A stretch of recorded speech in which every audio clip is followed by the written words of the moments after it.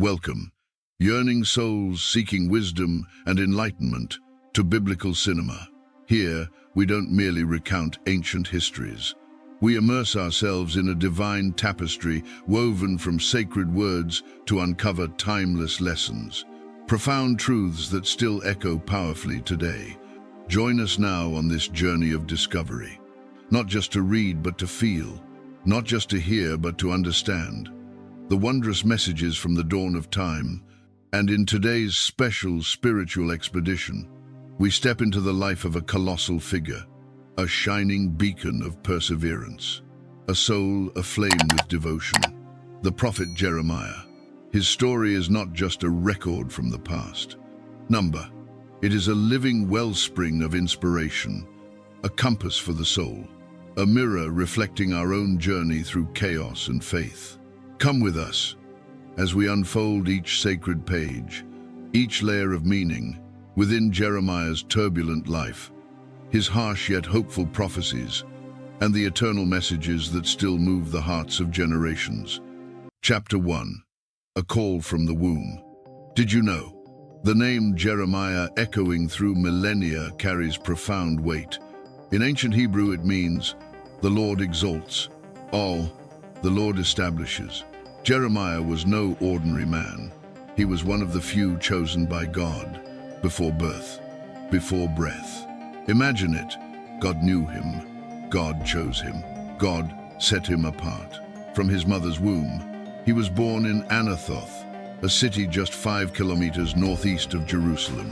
It seemed peaceful, but it would become a spiritual battlefield. His father Hilkiah was a priest of the tribe of Benjamin, serving in Judah, a kingdom on the edge of collapse. Raised in a priestly family, Jeremiah absorbed sacred traditions. This holy upbringing would forge him for the mission God prepared. And though he was a prophet, he never stopped being a priest. He interceded, he wept, he prayed, he pleaded. Yes, he wept. He was a priest with a shattered heart, a man in tears for a nation in rebellion. This is why the world remembers him as the weeping prophet, not as a title of weakness, but as a testament of love, of pain, of prophetic sorrow. Chapter 2. A 40-year mission of tears. Jeremiah's call was not easy. It began in the 13th year of King Josiah's reign. Josiah, a righteous king, a reformer. He tried to bring Judah back to God, but even his reforms could not stop the tide of collapse. Jeremiah's ministry spanned the reign of Judah's last 5 kings. For 40 years, he watched, he warned, he wept. After Josiah's tragic death in battle, everything crumbled. The kings who followed, Jehoahaz, Jehoiakim, Jehoiachin, Zedekiah, all failed. All ignored God.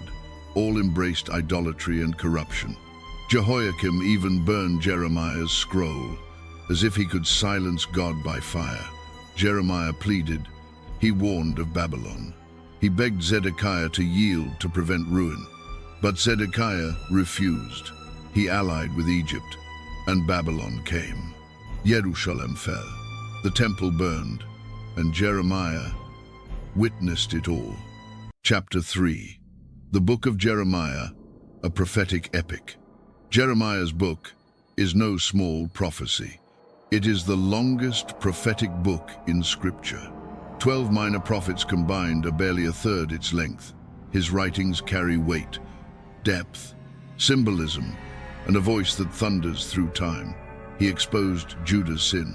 He spoke to kings, to priests, to prophets, and to the people. He faced hatred, mockery, chains, beatings, and a muddy cistern. But still, he spoke. His sorrow was deep, his love deeper still. He was not alone. Habakkuk, Zephaniah, and Ezekiel, exiled in Babylon, all echoed the same divine melody. Different lands, same message, same God. Chapter 4.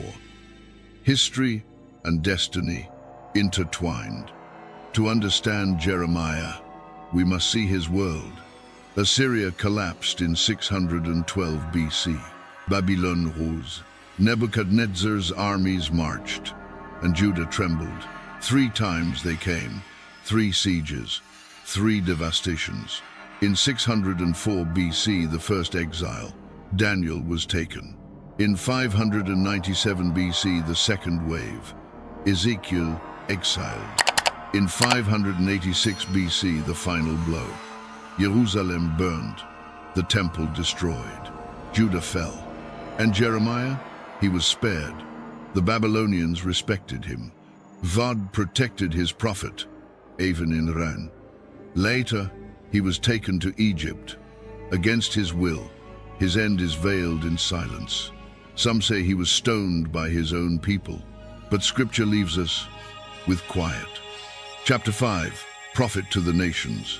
Jeremiah was not just for Judah. He was appointed a prophet to the nations, to Israel, to all kingdoms. His words stretched beyond his lifetime, beyond borders, beyond time. The 10 northern tribes had fallen in 722 BC, long before Jeremiah's call, yet God sent him to them still. Why? Because his promises were not finished. Jeremiah saw the future. He saw a time of great upheaval and a coming king. His words speak to us now. In our modern age, in our moral confusion, he warned, if nations reject God, collapse is near. Chapter 6, a heart of tears and a vision of hope. Some call him a prophet of doom, but look closer. He wept because he loved. He warned because he cared. He dreamed of restoration. He saw a new covenant. God said, I will write my law on their hearts. I will be their God. They will be my people. I will remember their sins no more. He saw the Messiah. He saw redemption. He saw a future full of grace. He was a man of the old covenant, but with the heart of the new. Chapter 7, the potter and the clay. God told him, go to the potter's house. He watched clay spin, shaped, cracked, reformed. And God whispered, this is how I shape you. He is the potter. We are the clay. We are fragile, but he is faithful. Sometimes he breaks us, not to harm, but to reshape, to rebuild. He molds us into vessels of honor if we surrender. So trust him, even when the wheel spins fast, even when the hands press hard. He knows what he's doing. Chapter 8, a prophet's final journey. Jeremiah lived through collapse, through fire, through exile. He was born around 650 BC, called by God as a youth. He cried out, I'm too young, but God said, I am with you. He preached to kings, to nations. He suffered beatings, imprisonment, shame, yet he remained faithful. He warned of Babylon. He predicted the fall. He promised restoration, a remnant, a new covenant. After Jerusalem fell, he stayed, then was dragged to Egypt, still preaching, still faithful. His death? A mystery. Some say stoned, others silence. But his voice never faded. It echoes still. Closing scene, Jeremiah's legacy. So what does Jeremiah leave us? A message of truth, of pain, of divine love.